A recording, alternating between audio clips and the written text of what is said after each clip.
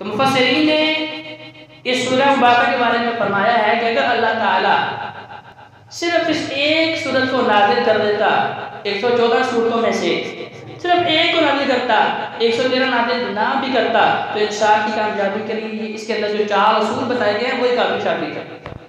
क्योंकि इसके अंदर जो अल्लाह ताला ने जो डराने का एक अंदाज है वो सबसे निराला और अलग है, और उसके अंदर बड़ी शदीद किस्म की धमकी है। वलास इन्नल इंसाना लफी खुस्र, अल्लाह कसम उठा रहा है। कहते जी बेकार कसम उठाने की जरूरत है आपको। जो खालिक़े कायनात है, जो मालिके कायनात है, जिसके कब्ज़े कुदरत में मेरे और आपकी जान है, जिसके हाथ में बीमारी और शिफा है, जिसके हाथ में नुसरत है, जिसके हाथ में लैल और नहार है, जिसके हाथ में जो है ये सारी दुनिया के मामलात, ज़मीन और आसमान का सारा निज़ाम चलाने वाला, उस रब को क्या जरूरत पड़ी है कसम उठाने की? सिर्फ और सिर्फ मेरे और आपके वहम दूर करने के लिए। कि भाई अल्लाह कसम इसलिए उठा रहा है कि भाइयों बात मामूली नहीं, बड़ी अहम बात है, बड़ी जरूरी बात है। वलास कसम उठाई मुझे ज़माने की कसम। क्यों? इन्नल इंसान लफी खुस्र, तो मैं सारे इंसान घाटे वाले हैं, नुकसान वाले हैं।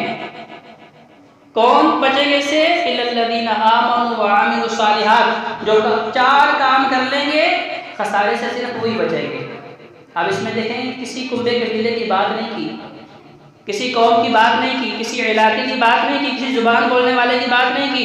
इन्नल इंसान लफी खुस्र, चाहे वो अरब का हो चाहे अजम का हो, दुनिया के जिस मर्जी कोने में रहने वाला हो, जो मर्जी जुबान बोलने वाला हो, इस मर्जी रंगत का ताल्लुक हो, इस मर्जी कबीले जिसका ताल्लुक हो, सारे घाटे वाले हैं। इल्लल्लज़ीना आमनू व अमिलुस सालिहात, सवाल इसके जो 4 काम करेंगे। पहला ईमान,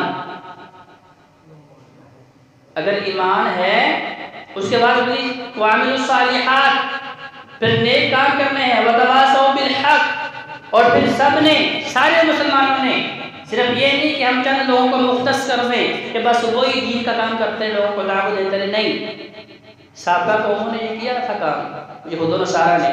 उन्होंने कहा हम में से बस एक जमात, एक टोली, एक ग्रुप होना चाहिए जो लोगों को दीन का काम करे, बाकी सारी दुनिया का माल कोई बात नहीं। फिर एक वक्त आया तो उन लोगों ने अपने दीन को बेचा और उसकी ऐसी सूरत मसख कर दी कि लोग भूल गए कि हमारा दीन असल कौन सा है और नकल कौन सा है। इसलिए तवासौ बिल हक, हर बंदे की जिम्मेदारी है, अगर खसारे से बचना है, अगर घाटे से बचना है, अगर नुकसान से बचना है, अगर तबाही और बर्बादी से बचना चाहते हैं, वह तवासौ बिल हक, फिर हक की दावत देनी आपके ऊपर लाजिम है। वह तवासौ बिस सब्र, और आखिरी काम कि फिर जब आप दीन पे चलेंगे तो फिर मुश्किलात भी आएंगी, फिर उसके ऊपर आपने सब्र करना है। तो ये 4 काम कर लेंगे तो वो खसारे से बचेंगे। अगर ये 4 कामों में से एक भी कम है तो फिर खसारे से बच सकते। डॉक्टर जी का ये तो था इसका मुख्तसर तर्जुमा। इसकी तफसील की तरफ बढ़ते हैं। वल अस्र, अब इस असर के माने के अंदर इमाम राज़ी रहमतुल्लाह अलैह ने और मुख्तलिफ मुफस्सिरीन ने 4 मानी बताए हैं। फरमाया मुझे ज़माने की कसम है। पहला मानी, मुझे ज़माने की कसम है, क्योंकि हज़रत ज़माना सबसे बड़ा उस्ताद है। जब इंसान ठोकरें खाता है वो इल्म उसे हासिल होता है जो किताबों से नहीं मिलता। अल्लाह तबारक व तआला ने हमारे सामने साबिक़ कौमों के वाक़यात इसीलिए जिक्र किए फ़अतबिरू या उलिल अबसार, कि अगर तुम सिर्फ दुनिया के पीछे भागते रहोगे, दुनिया का माल समेटते रहोगे, इकट्ठा करते रहोगे, जाओ हशमत के पीछे भागते रहोगे, ओहदे कुर्सियाँ और इनके पीछे तुम्हारी दौड़ लगी रहेगी, फिर याद करो आले सासान को, आले खाकान को, फ़राईने मिस्र को कई 100 साल तक हुकूमतें की। आले सासान 3150 साल। हमारे यहाँ 5 साल की हुकूमत मिलती है तो हम फिरौन बन जाते हैं, भूल जाते हैं कि भाई ये कुर्सी आरदी है, ये ओहदा आरदी है, ये ख़त्म होना है, बिलाखिर मैंने अपने इन्हीं भाइयों में बैठना है। फिरौन किसी बंदे का नाम नहीं था, ओहदे का नाम था, किसी शख्स का नाम नहीं था फिरौन। फिरौनियत यही है कि रब की बगावत की जाए, रब की नाफरमानी की जाए, इंसानों को इंसान ना समझा जाए। आले सासान 3100 साल तक हुकूमत की, 150 के करीब उनके अंदर लोगों ने हुकूमत की, लेकिन हज़रत ज़ुल्फ़िकार इतनी सदियों तक हुकूमत करने के बाद आज किधर हैं? मनो मट्टी के नीचे हैं। आले खाकान किधर हैं? फ़िरौन मिस्र किधर हैं? जिसने लाखों बच्चों को ज़िबा करवाया, कत्ल किया और जुल्म बर्बरियत की इंतहा कर दी। लाखों औरतों की इज्जत दरी की गई, इज्जतें लूटी गई, मासूम बच्चों को नेज़ों के ऊपर जो है उछाला गया, कत्ल किया गया, उनकी बॉडियों के जो है उनके नाक कान काट के मुसला किया गया। ज़ुल्फ़िकार लोग किधर हैं? जिन्होंने ऐसे ऐसे महल्लात बनाए, इतने ऊंचे, इतने बुलंदो बाला, जो ये समझते थे कि हमने आसमान की बुलंदी को चीर के मुसलमानों के रब तक पहुंच जाना है। इतने इतने बड़े खजाने इकट्ठे किए, जिन्हें ऊँटों की एक बहुत बड़ी जमात उन खजानों पे लगे हुए तालों की चाबियां उठाया करती थी। आज वो किधर है? वला असर, अल्लाह ताला बता रहे हैं लोगों, ये ज़माना जो तुमसे पहले गुजर रहा है, तो तुमसे पहले लाखों करोड़ों लोग जिनके पास बड़े बड़े ओहदे, बड़ी बड़ी हुकूमतें, बड़े बड़े इक़्तिदार, बड़ी बड़ी ताकत, बड़ा मानो ज़र था, आज वो तुम्हारे सामने नजर नहीं आते, मनो मट्टी के नीचे दफन है। एक वक्त आना है तुमने भी मट्टी के नीचे जाना है। पहला मानी वरास, मुतलक ज़माने का सब उठाई, कभी इस ज़माने से सीख लो। ये लैलो नहार गुजर रहे हैं, ये शब रोज गुजर रहे हैं, ये घड़ियां गुजर रही हैं, जिस तरह तुम्हारे सामने पोतलियां हो रही हैं, मोते हो रहे हैं, अपने हाथों से अपने महबूब तरीन लोगों को कफन दफन देते हो, उन्हें गुस्ल देते हो, उनके जनाजे पढ़ते हो, उन्हें मनो मट्टी के नीचे दफन करते हो, फिर खुद क्यों हो जाते हो कि तुमने भी इस मट्टी के ऊपर नहीं जाना, तुमने भी इस मट्टी के नीचे जाना है। बनास, इसलिए मुतलक ज़माने की कसम उठाई। दूसरा मानी, इससे मुराद असर की नमाज का वक्त है। अल्लाह ताला असर की नमाज की कसम उठा रहे हैं, क्योंकि इसे सलातुल वुस्ता, दरमियानी नमाज कहा गया है। क्योंकि ज़्यादातर अरब के अंदर होता ये था कि वो नमाज फजर के बाद तिजारत शुरू करते, कारोबार शुरू करते, अपने मामला शुरू करते। हमारी तरह नहीं कि हमारी तो सुबह ही जो है वो असर के करीब होती है, और फिर कहते हैं कि अभी तो उठे हैं और शाम भी पड़ गई, दिन में बरकत ही नहीं। और भाई दिन में बरकतें तब होंगी जब आप अज़ाने फजर सुन के अल्हम्दुलिल्लाह पढ़ के उठेंगे, वुज़ू करेंगे, मुसल्ले पे खड़े होंगे, रब का शुक्र अदा करेंगे, अल्लाह आपने मुझे एक मरतबा दोबारा ज़िंदगी दी, और उसके बाद फिर आप दुनियावी मामला शुरू करेंगे। मगरिब तक आप इतना कारोबार कर लेंगे कि उसके अंदर इतनी खैर बरकत होगी, आप खुद कहेंगे कि मेरे वक़्त के अंदर वाकई बरकत ही बरकत है। अरब का रवाज क्या था? फजर के बाद शुरू करते और असर की नमाज के वक़्त को क्लोजिंग करते, इख्तिताम असर की नमाज के वक़्त जो है वो कारोबार ठप करते। अब उस वक़्त हर बंदे को पता है कि ये अब कारोबार बंद करने का वक्त है, ग्राहकों का रश पड़ जाता, सारे लोग भागते कि बाजार बंद होने वाला है। अब वो वक्त आजमाइश का है ताजरों के लिए। उधर से अजान हुई, अल्लाहु अकबर, उधर से सदा आई, हय्या अलस सलाह, हय्या अलल फलाह। अब जिस बंदे ने कामयाबी रब के सामने झुकने में समझी, अब वो सारा कुछ छोड़ छाड़ के रब के दरबार में हाजिर होगा, झुकेगा, उसे सब कुछ ही मिलेगा। और जो ये कहेगा अच्छा यार अभी अभी तो गाहक आए हैं, सुबह का फारिग ही बैठा हुआ था, कोई कस्टमर ही नहीं आया, मैंने आज एक दिरहम भी नहीं कमाया, एक खोटी कौड़ी भी नहीं कमाई, अच्छा इन्हें भुगताने के बाद जाता हूँ, फिर उनके लिए खसारा ही खसारा। तो कह जाते हैं ज़ुल्फ़िकार, खैर व बरकत माल से नहीं होती। अपने इर्द गिर्द माशरे में नजर दौड़ाएं, देखें कितनी बीसियों ऐसी मिसालें हैं कि लोगों के पास लाखों अरबों खरबों रुपए बैंकों में पड़े हैं, डॉक्टरों हकीमों तबीबों ने मना कर दिया कि बीमारी की वजह से खा पी सकते, उस पैसे का क्या फायदा जिसे आप इस्तेमाल नहीं कर सकते। उसी पैसे को कमाने के लिए आपने दिन रात एक किया, रब की बगावत की, रब को नाराज किया, हलाल हराम की तमीज नहीं की, आज वही पैसा पास मौजूद है लेकिन खा पी सकते। तो मैं वलास असर की नमाज की कसम है। तीसरा मानी, इससे मुराद वक्त असर है। वक्त असर किसे कहते हैं कि जब इंसान ज़वाल होने के बाद, सूरज ढलने के बाद जब सूरज मगरिब की तरफ जा रहा है तो इंसान का साया उसके कद के 2 हिस्सों के बराबर हो जाए। अगर 5 फुट कद है तो साया 10 फुट हो जाए। तब से लेके गुरूब आफ्ताब तक का वक्त, तो मैं उस वक्त को याद करो कि जब चंद घंटे पहले यही सूरज जब चढ़ रहा था जब तुलू हो रहा था, जब सुबह की किरणें फूट रही थी और ये आहिस्ता आहिस्ता अपनी जवानी की तरफ जा रहा था। और फिर एक वक्त आया जब ये तुम्हारे सर के ऊपर खड़ा था, इसकी रोशनी आंखों ताब के साथ थी और इसकी तपश इतनी थी तुम अपने घर से निकल नहीं सकते थे। लेकिन एक वक्त आया उसका जौबन खत्म हुआ, उसकी जवानी खत्म हुई और हर लम्हे आहिस्ता आहिस्ता वो गुरूर की तरफ जा रहा है, ढलने की तरफ जा रहा है, अपनी मौत की तरफ जा रहा है, अपने बुढ़ापे की तरफ जा रहा है, अपने ज़ौक़ और कमजोरी की तरफ जा रहा है। तो मैं इससे मुराद असर का वक्त है। फरमाया इंसान तो किस खाम ख्याल में है, किस वहम में है, तो ये समझता है कि तेरी जिंदगी हमेशा रहेगी, तेरी जवानी हमेशा रहेगी, तेरा माल हमेशा रहेगा, तेरी अल्लाह की दी हुई ताकत हमेशा रहेगी, अल्लाह की दी हुई तंदुरुस्ती सेहत जो है, अल्लाह की दी हुई नेमतें ये हमेशा रहेगी। नहीं नहीं, फरमाया हर दिन तुम्हें ये नसीहत कर रहा है कि जो तुलू हुआ है उसने ग़ुरूब भी होना है, जो चढ़ा है बिलाखिर उसने डूबना भी है, जो जवान हुआ है उसने बुढ़ापे की तरफ भी जाना है, जिसे जिंदगी दी गई है उसने मौत की आगोश में भी उतरना है। हज़रत जी का इसका चौथा और आखिरी मानी, इससे मुराद मखसूस वक्त है। कौन सा वक्त? नबी करीम सल्लल्लाहु अलैहि वसल्लम का वक्त है। असल से मुराद नबी करीम सल्लल्लाहु अलैहि वसल्लम का 23 साल नबूवत का ज़माना है। पर मैं उस ज़माने को याद कर लो कि उससे पहले का ज़माना कैसा था, जब लोगों में अखलाकियात मौजूद नहीं थी, जब लोगों के अंदर सदाकत मौजूद नहीं थी, अमानत मौजूद नहीं थी, शर्म और हया मौजूद नहीं था, वादों की पासदारी मौजूद नहीं थी, रिश्तों का तकद्दस मौजूद नहीं था, इंसानियत इज्जत और तौकीर नहीं थी। लेकिन नबी करीम सल्लल्लाहु अलैहि वसल्लम ने उस 23 साल के मुख्तसर से अरसे के अंदर ऐसी तरबियत की और मोहब्बत और प्यार का ऐसा बीज डाला कि वही जो खून बहाने के आदी थे अब खूनों के महाफिज बन गए।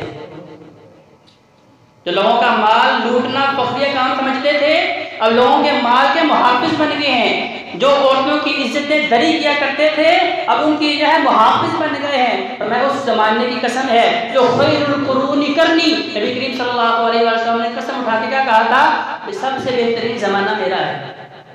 23 साल नबूवत का आप उससे पहले देखें बदतरीन माशरा, लेकिन नबी करीम सल्लल्लाहु अलैहि वसल्लम के 23 साल बेहतरीन कायनात जब से बनाई गई है तब से लेके क़यामत के दरो दीवार तक सबसे बेहतरीन ज़माना खैरुल कुरूनी करनी सुमल्लदीन यलूनहुम सुमल्लदीन यलूनहुम। महबूब पैगम्बर अलैहि सलाम फरमाते हैं सबसे बेहतरीन ज़माना मेरा है। अब हमने ये सोचना है कि आका अलैहिस्सलाम का ज़माना बेहतरीन कैसे बना।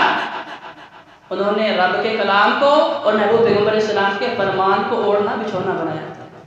समीना व अताना, सिर्फ सुना नहीं, हमारी तरह कैसे हम जुम्मे के खुतबे सुनते हैं, जलसे जुलूस सुनते हैं, बड़े लंबे चौड़े वाज़ सुनते हैं, लेकिन सुनते वक्त ये समझते हैं कि रब ने 2 कान इसलिए दिए हैं एक से सुने दूसरे से निकाल दें। भाइयों ऐसा नहीं था। नबी करीम सल्लल्लाहु अलैहि वसल्लम के शागिर्दों का तर्ज अमल क्या था कि जब आका अलैहिस्सलाम ने एक मरतबा मना कर दिया सारी ज़िंदगी उस चीज़ को हाथ नहीं लगाया। ये असल कमानी है।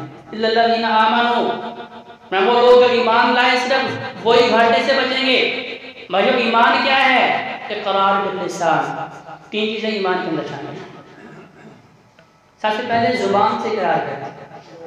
अब नबी करीम सल्लल्लाहु अलैहि वसल्लम के ज़माने के लोग थे जिनका दिल तस्दीक करता था कि मोहम्मद अरबी सल्लल्लाहु अलैहि वसल्लम सच्चे हैं, सादिक हैं, अमीन हैं, जो दीन लेके आए हैं खरा है, सच्चा है, इसी में निजात है, यही कामयाबी की राह है।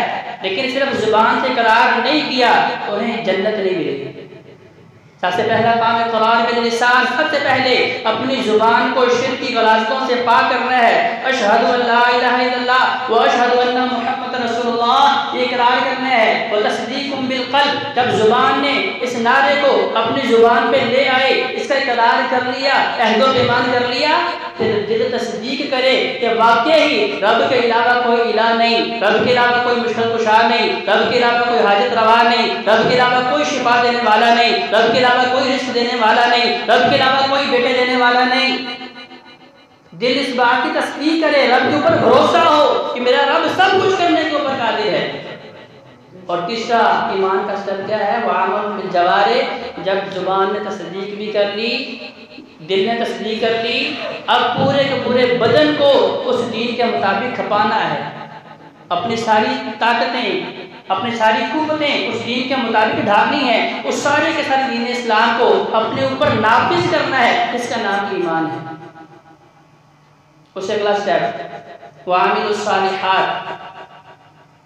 आज जो लोग कहते हैं कि नमाज़ें पढ़ने का हुक्म तो कुरान में कहीं भी नहीं, नमाज कायम करने का हुक्म है।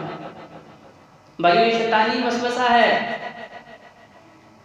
ये सोच शैतानी है कि नमाज पढ़ने का हुक्म नहीं, नमाज कायम करने का हुक्म है। हम कहते हैं कि पढ़ने का हुक्म है, आप कहते हैं कि कायम करने का हुक्म है। भाइयों हमारी सोच की कमी हो सकती है, इल्म की कमी हो सकती है, लेकिन जिस महबूब पैगंबर पे अल्लाह तबारक व तआला ने कुरान को नाज़िल किया, अक़ल सलाम की सीरत से पूछते हैं कि अक़ीमुस सलात व आतुज़ ज़कात, बताइए नमाज कायम कैसे की जाती है। अक़ल सलाम ने क्या फरमाया, सल्लू कमा रअयतुमूनी उसल्ली, नमाज उस तरह पढ़ो जिस तरह मुझे पढ़ते हुए देखे हो। नबी करीम सल्लल्लाहु अलैहि वसल्लम ने 23 साल नबुव्वत के अंदर कोई एक नमाज भी बताएं छोड़ी हो। आज झूठे लोग जो हमारा ईमान भी लूट रहे हैं, हमारा माल भी लूट रहे हैं, हमारे ईमान का बेड़ा गर्क कर रहे हैं, कहते हैं नमाजें पढ़ने की जरूरत नहीं, नमाजें बस दिल का नाम है, दिल में कायम है, हम दिल से मानते हैं नमाज पढ़नी चाहिए, ये कायम ही कायम है। और भाइयों नहीं, इस कुरान को हमने, नबी अलैहि के फरमान को हमने ऐसे सीखना है जैसे नबी अलैहि ने सिखाया। लक़द काना लकुम फ़ी रसूलिल्लाहि उस्वतुन हसना, आपका मानी भी नहीं माना जाएगा, हमारा मानी भी नहीं माना जाएगा, इसका माना जाएगा जिसके कल्बे अत्हर के ऊपर, जिनके दिल के ऊपर अर्श वाले ने कुरान को नाज़िल किया। फ़क़र साहब ने बताया कि अल्लाह का हुक्म है नमाज पढ़ो, अक़ल साहब मुसल्ले पे खड़े हुए, सहाबा पीछे खड़े हुए, पढ़ के बताया कि नमाज यूँ पढ़ी जाती है, ऐसे कायम की जाती है। वामिलुस सालिहात, ईमान के बाद अगला स्टेप ये है कि मैंने नेक काम करने हैं। भाई आमिलुस सालिहात दो चीज़ें, हम नेकी ये समझ रहे हैं कि सिर्फ और सिर्फ नमाज पढ़ ली तो नेकी हो गई, सिर्फ साल के बाद रमज़ान के रोज़े रखे तो नेकी हो गई, कभी कभी सदका खैरात कर लिया तो नेकी हो गई, हज उम्रा बार बार उम्रे पे उम्रे कर लिए तो भैया ये नेकी हो गई।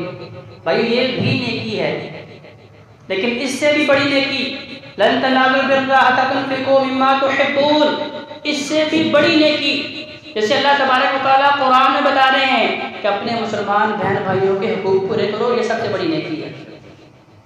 ऐसा नहीं कि सिर्फ आप हुकूक़ुल्लाह पूरे करते रहें और अपनी ज़ुबान अपने हाथ से अपने मुसलमान भाइयों को तकलीफ देते रहें और आप ये समझें बड़े मुतमईन हो कि भाई मैं तो नमाजें भी पढ़ ली हैं, रोज़े भी रख लिए हैं, सदका खैरात भी कर लिए, मैंने बड़े हज उम्रे भी कर लिए, अब तो मैं जन्नत का ठेकेदार हूँ, उसके दरवाजे पे खड़ा होऊंगा, जिसको दिल करे दाखिल करूँगा, जिसका दिल करे रोक दूंगा। भाई ऐसा नहीं। गुज़श्ता जुमे में भी हमने आपको ये नबी अलैहिस्सलाम की रिसे मुबारक सुनाई थी। फरमाते मेरी उम्मत का बदतरीन मुफलस वो है कि दुनिया में बड़ी मेहनत की, बड़ी नेकियां कमाई, लेकिन लोगों का दिल दुखाने की वजह से, दिलादारी करने की वजह से, उन्हें गाली देने की वजह से, उनके ऊपर बहुतान लगाने की वजह से, उनकी गीबतें करने की वजह से, उनके दिल के ऊपर तीर चलाने की वजह से, भरी मजलिसों में अपने बहन भाइयों को रुसवा करने की वजह से बड़ी बड़ी नेकियां जो हुकूकुल्लाह में शामिल थी सारी की सारी रुखसत हो गई, हाथ में एक नेकी भी बाकी नहीं रही। वामिलुस सालिहात, बचेगा खसारे से कौन? जिसके पास नेकियां क़यामत के दिन हशर के मैदान में उसके पास मौजूद हों। वतवासौ बिल हक़। भाइयों तीसरी खसारे से बचने की शर्त क्या है कि हम में से हर बंदे ने इस मिशन को पूरा करना है। हक की दावत आपने भी देनी है, मैंने भी देनी है। सिर्फ जुमे का खुतबा सुन के या ईद का खुतबा सुन के, जलसा जुलूस सुन के हम ये समझने के लिए बस जिनका काम हो रहा है बस काफ़ी शाफी है, भाइयों नहीं नहीं। नबी करीम सल्लल्लाहु अलैहि वसल्लम खुतबा हज्जतुल विदा इरशाद फरमा रहे थे। आका साहब ने सारे सहाबा को मुखातिब करके कहा कि मेरे साथियों, मेरे दोस्तों, मेरे शागिर्दों, जो जिम्मेदारी मेरे रब ने मेरे कंधों पर डाली थी क्या मैंने उसका हक अदा कर दिया? रब का पैगाम जो बंदों के नाम था तुम तक पहुँचा दिया? सब ने कहा जी बिल्कुल या रसूलल्लाह, आपने अल्लाह का पैगाम हम तक बहुत अच्छा पहुंचाया है, आपने उसका हक अदा कर दिया है। तो नबी इस्लाम उसके बाद क्या फरमाया?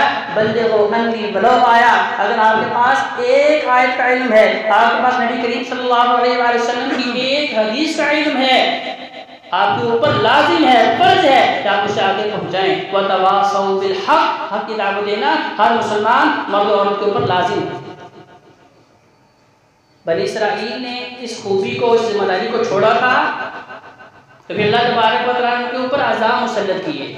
जैसे हमारे माशरे में क्या होता है कि बुराई को देख रहे हैं, चुपके से पास से गुजर जाते हैं, जी मैं तो नहीं कर रहा। और भाइयों, बुराई का वबाल सबके ऊपर पड़ता है। नबी करीम सल्लल्लाहु अलैहि वसल्लम ने इसकी मिसाल यूँ दी, फरमाया कि एक कश्ती है, इसकी 3, 4, 5 मंजिलें बनी हैं, आखिरी मंजिल वाला नीचे से ऊपर आ रहा है बार बार पानी पीने के लिए, ऊपर वाले उसे डांटते हैं, झिड़कते हैं, तो क्या तुम बार बार आ रहे हो, हमारे आराम में मुखिल होते हो, शोर डालते हो, कभी पानी गिराते हो, हमें तकलीफ होती है, अब पानी लेने ना आना। कहता जी ठीक है।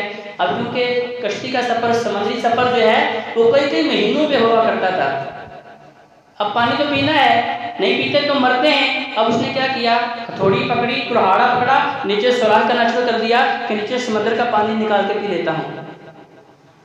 तजवीकार अब अक्लमंदी का सबूत क्या है, तो उस कश्ती में हज़ारों लोग सवार हैं, सुराख करने वाला एक है, अगर सुराख हो गया और उसमें पानी आना शुरू हो गया, क्या वो सिर्फ एक को डुबोएगा, सबको ले डूबेगा, सबको घर के आग कर देगा, सारे तबाह बर्बाद हो जाएंगे। नबी करीम सल्लल्लाहु अलैहि वसल्लम ने यही मिसाल देके कहा कि अगर हम बुराई को नहीं रोकते, वतवासौ बिल हक, हक की दावत नहीं देते, हक की तलकीन नहीं करते, बुराई से लोगों को बचने की तलकीन नहीं करते, तो फिर आप खसारे से बच सकते। और आखिरी को भी वतवासौ बिल सब्र, मैं जब आप दीन पे चलेंगे फिर तकलीफें भी आएंगी। ये कैसे मुमकिन है कि वक़्त का पैगंबर तो गालियाँ खा रहा है, वक़्त का पैगंबर दावत तौहीद देने के लिए जो है लोगों के ताने सुन रहा है, लोगों के पत्थर खा रहा है, अपना पूरा बदन लहू लुहान करवा रहा है। वतवासौ बिस सब्र, नबी करीम सल्लल्लाहु अलैहि वसल्लम के पास सहाबा आए, रसूलल्लाह मक्का वालों का जुल्म सितम अब बढ़ गया है, हमारी बर्दाश्त से बाहर होता जा रहा है। बिलाल हबशी को तपती रेत पे घसीटा जाता है, भारी भरकम पत्थर छाती पर रख के ऊपर से दबाया जाता है, कोड़े मारे जाते हैं, खुदैब रज़ियल्लाहु अन्हु को तपते तेल के अंदर जो है गिराया जाता है, शहीद किया जाता है। रसूलुल्लाह इनका जुल्म सितम जो है हमारी बर्दाश्त से बाहर हो गया है। नबी करीम सल्लल्लाहु अलैहि वसल्लम ने फरमाया कि भाई सब्र करने वालों के साथ अर्श वाला है। इन्नल्लाह मसाबिरीन, तुमसे पहले जो नबी गुजरे हैं उन्हें आरियों के साथ किया गया था, ना हक कत्ल किया गया था। क्यों? वतवासौ बिल हक, जब वो हक की दावत देते थे फिर तकलीफें आती थी। जो सब्र करने वाले थे अल्लाह ने उनका रुतबा बुलंद कर दिया, उन्हें इज्जत दे दी, उरूज दे दिया, और क़यामत तक उनका नाम जो है वो जिंदा जावेद कर दिया। अगर सब्र नहीं करते, क्योंकि अल्लाह ताला देखना चाहते हैं कि हम में से सच्चा खरा कौन सा है और खोटा कौन सा है। आइए रब के हुजूर ये दुआ करते हैं कि अल्लाह ताला ये चारों खूबियाँ हमें अपने अंदर पैदा करने की तौफीक अता फरमाए। अक़ूलु क़ौली हाज़ा अस्तग़फ़िरुल्लाह ली व लकुम व लिसाइरिल मुस्लिमीन वल मुस्लिमात।